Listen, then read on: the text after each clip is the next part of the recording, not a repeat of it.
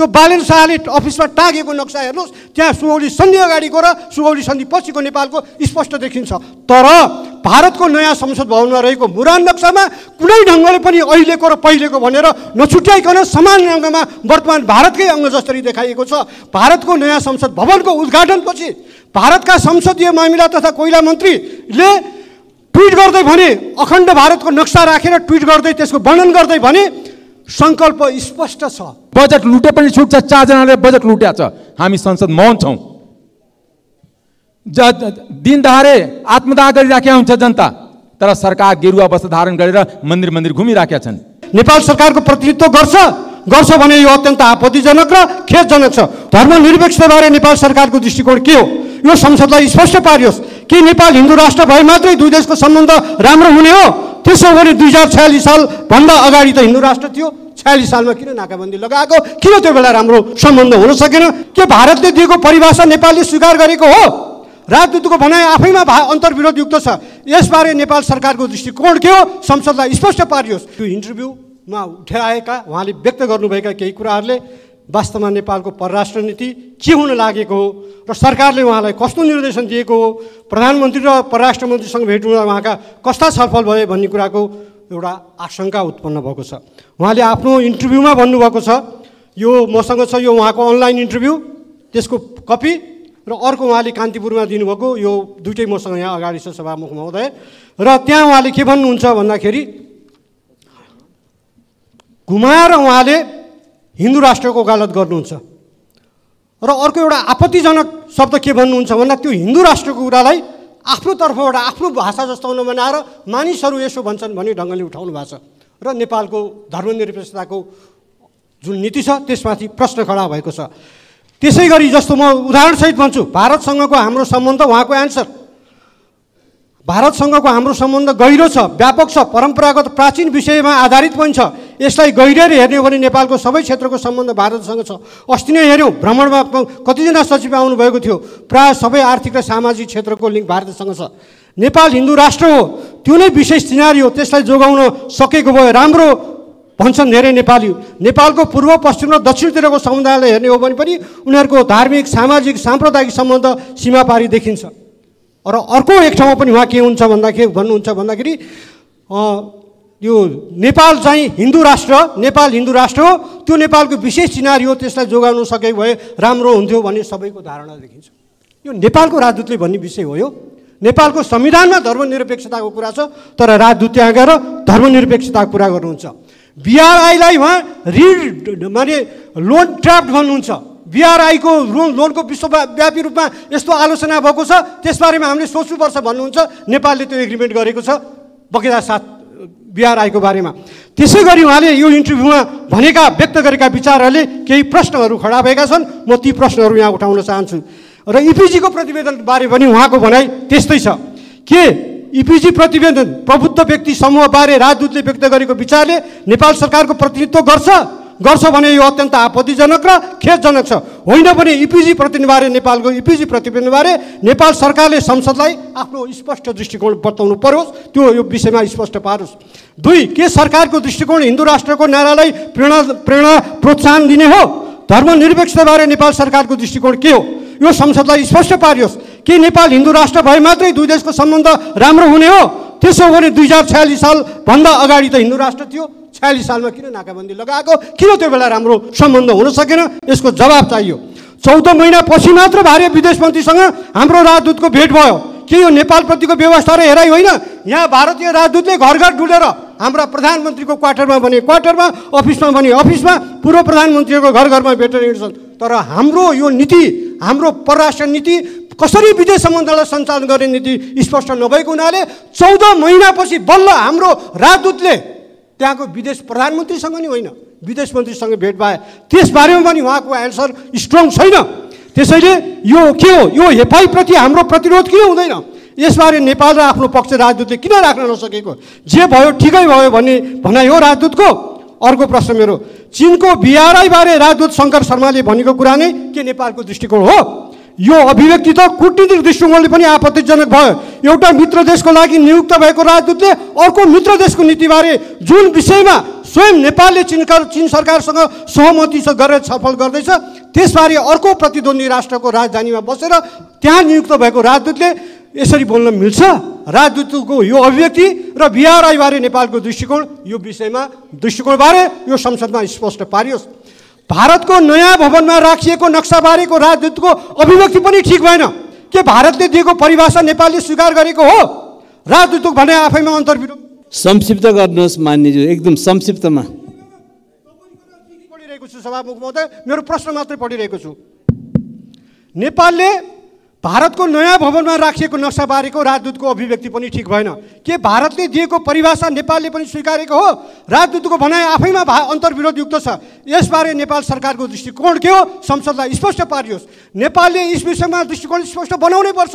Greater नेपालको नक्सामा सुगौली सन्धि र अघिको नेपाल र पछिको नेपाल स्पष्ट छुट्याएको छ। त्यो बालेन शाहले अफिसमा टाँगेको नक्सा हेर्नुहोस्, त्यहाँ सुगौली सन्धि अगाडिको र सुगौली सन्धि पछिको नेपालको स्पष्ट देखिन्छ।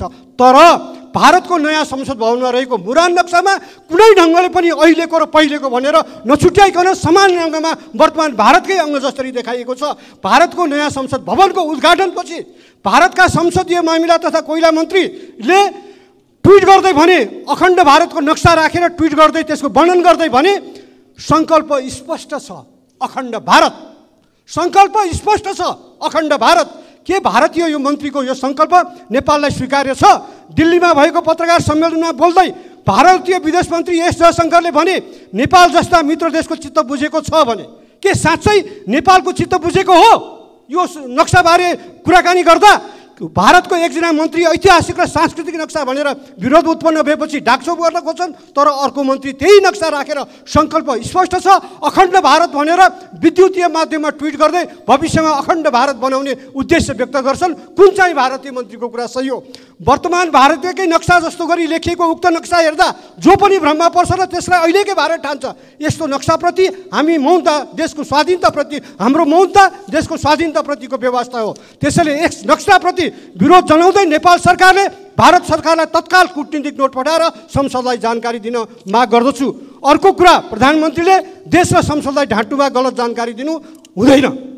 उहाँले यही संसदमा उभिएर भन्नुभएको थियो लिम्पियाधुरा कालापानी छोडेर जमिन साट्ने कुरा भएको छैन, मेरो मुखबाट निस्केकै छैन। त्यो त केही विशेषज्ञहरूको भनाइ हो भनेर चर्चा मात्र गरेको हुँ। के सत्य त्यही हो? त्यसमै तपाईँ आफैले पत्रकार सम्मेलन भनेर भनेका कुराहरू के हुन्? म 5वटा पत्रिका यहाँ मसँग छ, त्यसको कटिङ त्यसको हेडिङमा छ।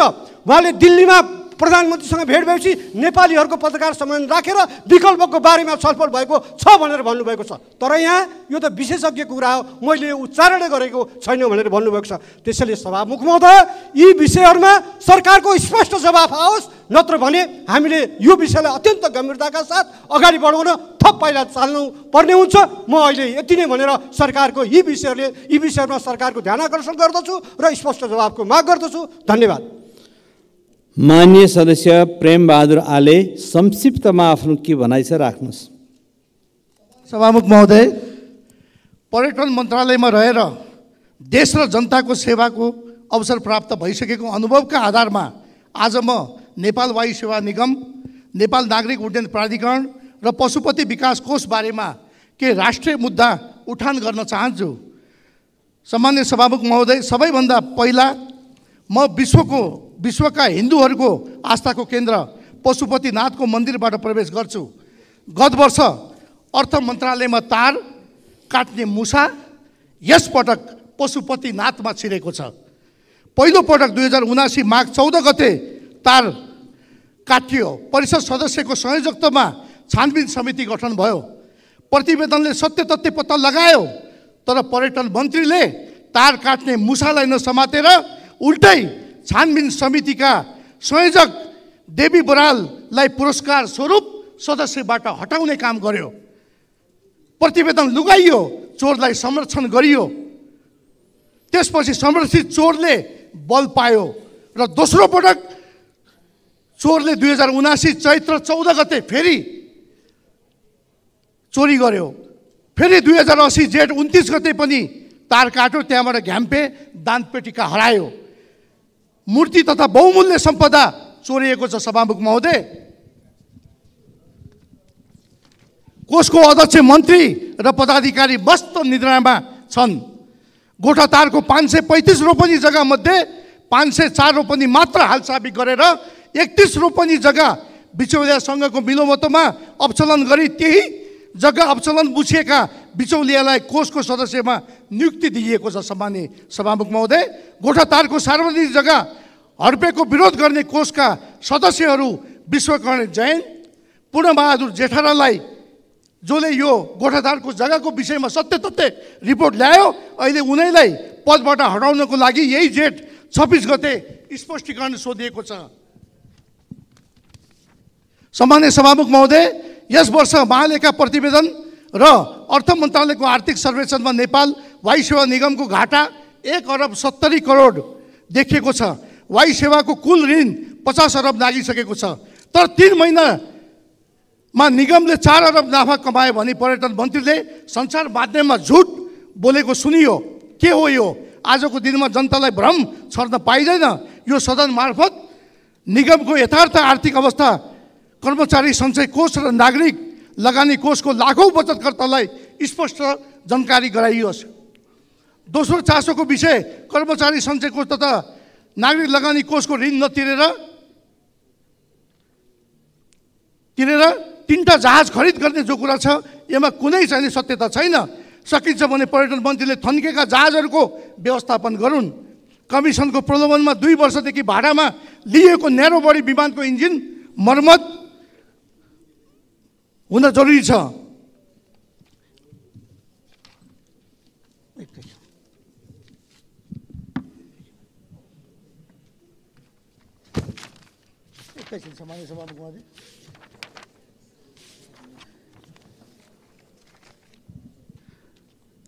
सम्माननीय सभामुख महोदय, जेठ 26 गते मन्त्री स्तरीय निर्णयबाट बन्दै गरेको कानुनको मसौदाको हवाला दिँदै काभ्रेमा हेलिपोर्ट निर्माणको लागि अनुमति दिइयो, जुन नेपालको संविधान विपरीत हो, जसमा रक्षा मन्त्रालय र जङ्गी अड्डाको गम्भीर असहमति थियो।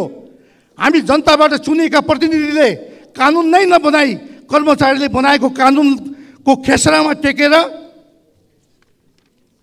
कुनै हवाई माफियालाई पोस्न किन हेलिपोर्ट बनाउने जिम्मा दियो?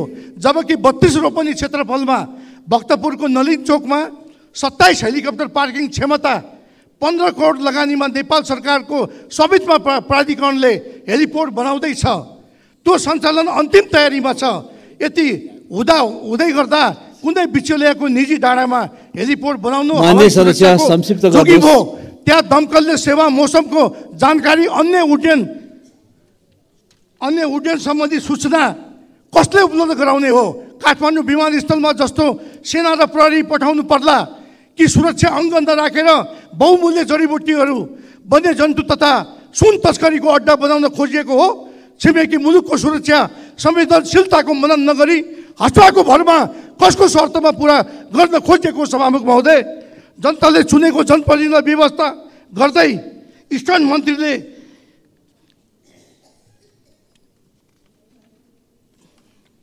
यस्तो निर्णय गरेका हुन्। नेपालको कुन प्रचलित कानुन निजी क्षेत्रलाई हेलिपोर्ट बनाउन अनुमति दिइयो? यो निर्णयले आर्थिक सङ्कट सामना गरिरहेको नेपाल सरकारले वार्षिक 60 करोड रुपियाँ घाटा बेहोर्नु पर्नेछ। हवाई माफियालाई पोस्न मन्त्रीले के स्वार्थ? बन्द कोठामा यस्तो निर्णय गरे। को बन झाँक्री दबाब आइपुग्यो? सम्माननीय सभामुख महोदय, सम्माननीय प्रधानमन्त्री सहित विशिष्ट व्यक्तिहरूसँग पशुपति दर्शनमा जाँदा माला बहिष्कार गर्ने, तर आफ्नो परिवारजनको 3 पुस्ते विवरण पशुपति मूल ढोकाको बिरुवामा टाँस्ने पर्यटन मन्त्रीले जनतालाई जवाब दिनुपर्छ कि पर्दैन? यता शीघ्र त्यो जवाबको म माग पनि गर्न चाहन्छु। समयको लागि धन्यवाद सभामुख महोदय। माननीय सदस्य श्री रेखा यादव, अति संक्षिप्तमा आफ्नो कुरा राख्नुहोस्। सभामुख महोदय, आज म धेरै भावुक भएर हाम्रा युवा जसलाई देशले अनागरिक बनाएको छ उसलाई लिएर उपस्थित भएकी छु। देखि नै माइती घर मण्डलामा आन्दोलन गर्दै आएको विराटनगर निवासी नीरज कामतले आत्मदाह गर्ने प्रयास गरेको छ। के हामीले सधैँ हाम्रा देशको नागरिकलाई अनागरिक बनाइरहने हो? किन यो अनागरिक बन्नु परेको हो? उनीहरूले पीडा बारम्बार पोखिरहेको र यही सदनमा हामीले बारम्बार उठाइरहेको पनि हो। आज म यहाँको मार्फत न्यायालयलाई अनुरोध पनि गर्न चाहन्छु, यसरी आफ्नै देशका नागरिकलाई अनागरिक नबनाइयोस्। उनीहरूले आफ्ना लागि नागरिकता मागेका हुन्, आफ्नो म नेपाली हुँ भनेर पहिचान मागेका हुन्। उनीहरूले कुनै विदेशीको लागि होइन, किनभने उनीहरूले नागरिकता नपाउँदा शिक्षाबाट वञ्चित भएको छ। उनीहरू अहिले जल्न मर्नसम्म तयार भएको छ। बल्ल बल्ल त हामीले त्यहाँ जो सङ्घर्षमा उत्रिनुभएका नागरिकताविहीनहरू हुनुहुन्थ्यो, उहाँहरूले बल्ल बचाउन त सफल हुनुभयो। तर के योभन्दा पछि फेरि यस्तो आत्मदाह नगर्ला? यदि राज्यले, न्यायालयले यदि न्याय नदिने हो भने अबका युवाहरू कहाँ जालान्, कसरी बाँच्लान् र यस देशमा कसरी रहलान्? यदि यो देश रहनु छ भने युवाहरूलाई पनि हामीले सञ्चय गरेर राख्न सक्छ, होइन भने यो देश कहाँ पुग्ला? त्यसकारण सभामुख महोदय मार्फत म न्यायालयलाई पनि अनुरोध गर्न चाहन्छु, यसरी आत्मदाह गर्नेतिर बाटो नडोर्याइदियोस्। धेरै धेरै धन्यवाद। सम्मानीय सभामुख महोदय, वास्तवमा अहिलेसम्म त सरकारले यत्रो गौरवशाली इतिहास कायम गरेछ। आलु प्याजमा भ्याट लाएर बगलमा भर्खरै म हिजो आफ्नो निर्वाचन क्षेत्रबाट फर्केँ, बगलमा 18 रुपियाँ प्याज छ, यहाँ जम्मा 80-90 रुपियाँ छ। महान गौरवशाली गेरुवा वस्त्रधारी सरकारको अर्को पहल के भएछ भने किसानहरूले, गरिबहरूले बाख्रा खसी नपालन गरोस्। यो हिजो सर्लाहीको एउटा घटना छ। भरतपाको इलाका प्रहरीको डिएसपीले एउटा खसी माग गर्दाखेरि त्यहाँ गाउँघरमा के हुन्छ भने मधेसमा मुस्लिम समुदाय खसी बाख्राको व्यापार गर्छ, उसैले काट्छ, मासु गर्छ र गरिबहरूले एउटा, दुईटा, तीनटा, चारवटा जुन खसी बाख्रा पालन गरेर हुन्छ त्यसबाट 10,000 20,000 जति जसको वेट हुन्छ त्यो अनुसार बेचेर आफ्नो जीविकोपार्जन गर्छ। इभन गाउँपालिकाको सिफारिस हुँदा गाउँपालिकामा 10 रुपियाँ तिरेको हुँदा, त्यो पनि बोर्डरको गाउँ होइन, फेरि एउटा डिएसपीले एउटा खसी मागेको नाउँमा उसले दिएन, त्यस कारणले उसको 42वटा खसी भन्सार बुझाइदियो कि यो चोरी पैठारी नसारी भयो। एउटा कुरा, यो गेरुवा वस्त्रधारी सरकारको बडा क्लियर प्लान छ कि यो देशमा मुस्लिम बस्न पाउनु हुँदैन, दलित बस्नु हुँदैन, किन त्यसै कारण आफ्नो मन्त्रीमण्डल पनि राख्नु भएको छ। गेरुवा वस्त्रको नसामा जनतालाई दुख दिने काम नहोस्। सभामुख महोदय, यहाँ मैले हिजो प्रधानमन्त्रीसँग पनि फोनमै कुरा गरेँ सर्लाहीबाट। म हिजो सर्लाहीमै थिएँ, म हुँदा त्यो घटना भेटेको। गृहमन्त्री यहाँ गएर त्यो कागज मैले फोटोको पनि देखाएँ। यहाँसम्म कि गाउँपालिकाको सिफारिस डिएसपीले चातेर फालिदियो कि हामी मान्दैन। त्यस्ता डिएसपीलाई कानुनको कारबाही घेरा हुन्छ कि हुँदैन? कि यो सरकार मदमस्त हो कि हामी जे पनि गरे पनि छुट छ, बजेट लुटे पनि छुट छ, 4 जनाले बजेट लुट्या छ, हामी संसद मौन छौँ। दिन दहाडे आत्मदाह गरिराखेका हुन्छ जनता, तर सरकार गेरुवा वस्त्र धारण गरेर मन्दिर मन्दिर घुमिराखेका छन् र उहाँ मेसेज दिइराख्नु भएको छ, जो छुवाछुत छ, जनजाति, दलित, मुस्लिम, उनीहरूलाई यो देशमा सिद्ध्याउँछु। यदि यो प्रण गर्नुभएको छ प्रधानमन्त्रीले गेरुवा वस्त्र धारण गरेर, गेरुवा वस्त्र धारण रूपी सरकार समयमा होसमा आउनुहोस्, जनतालाई धेरै दुःख नदिनुहोस्। तपाईहरूको निजी सम्पत्ति होइन कि बजेट लुटे आफू 3.5 करोड 4 करोड पजेरो चढ्ने, हेलिकप्टर चढ्ने, प्लेन चढ्ने र गरिब जनतालाई यो देशमा बस्न नदिने यो सपना तपाईँको। यसबाट उठेको आगोले यो सरकार भस्म हुन्छ। जुन तपाईँ भस्म लगाएर आफू सरकारको आयु लम्ब्याउनु खोज्नुभयो, आशीर्वाद प्राप्त गर्न सक्नुभयो, त्यही भस्मबाट तपाईँ भस्म हुनुहुन्छ। यो त्यस कारणले तपाईँले जुन दिनदेखि गेरुवा वस्त्र धारण गर्नुभएको छ त्यो दिनदेखि मुस्लिममाथि अत्याचार बढेको छ। यो मुस्लिमले गर्ने पेसा हो। म सोध्न चाहन्छु, कुन कानुनको तहत आफ्नो देशमा भएको उत्पादन, आफ्नो देशमा भएको सामान आफ्नो देशभित्र बेच्न पाउँदैन? म सरकारको ध्यान आकर्षण गराउन चाहन्छु, गृहमन्त्रीको ध्यान आकर्षण गराउन चाहन्छु। प्रधानमन्त्रीसँग कुरा गर्दा पनि प्रधानमन्त्री मौन हुनुहुन्छ। उहाँले के भन्छ? म गरिबको लागि बन्या होइन, म त विशाल ग्रुपको लागि बनेको छु जसको कर छुट गरिदिए, म त आइसिटिसीको लागि बनेको छु जसको चुरोटको ट्याक्स कम लगाएँ।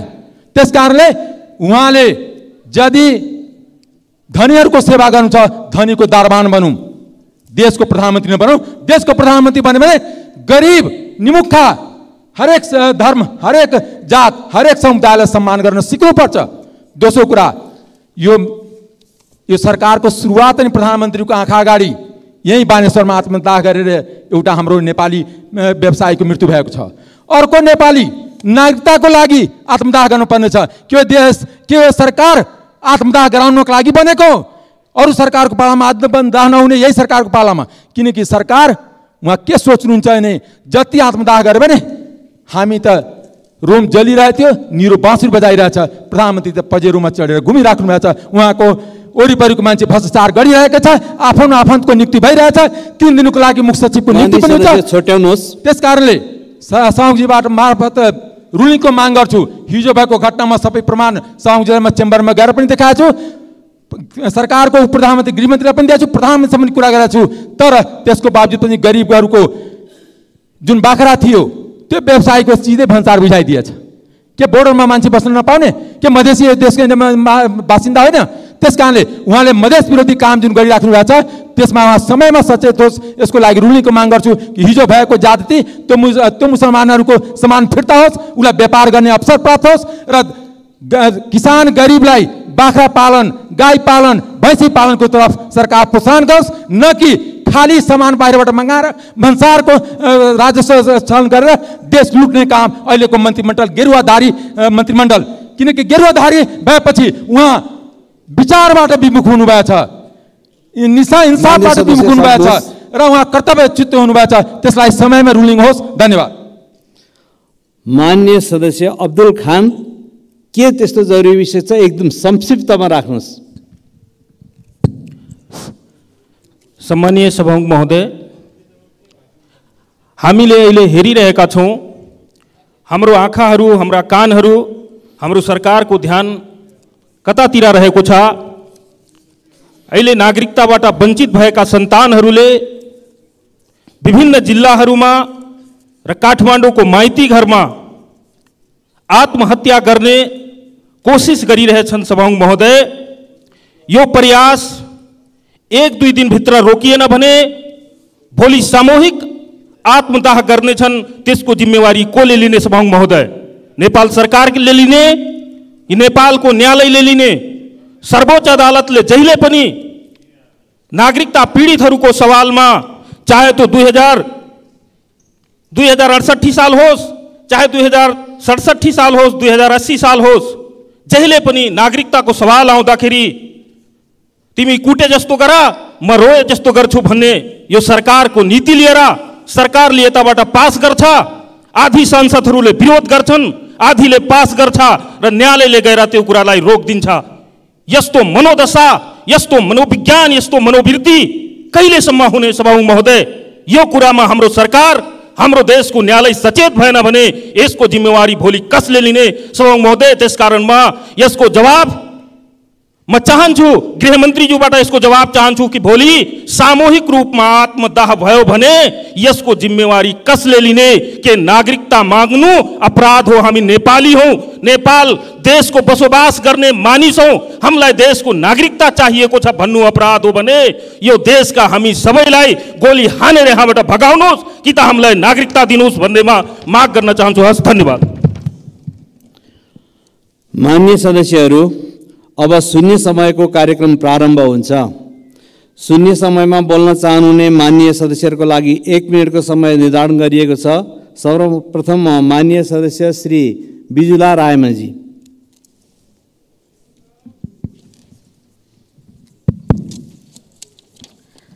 सम्माननीय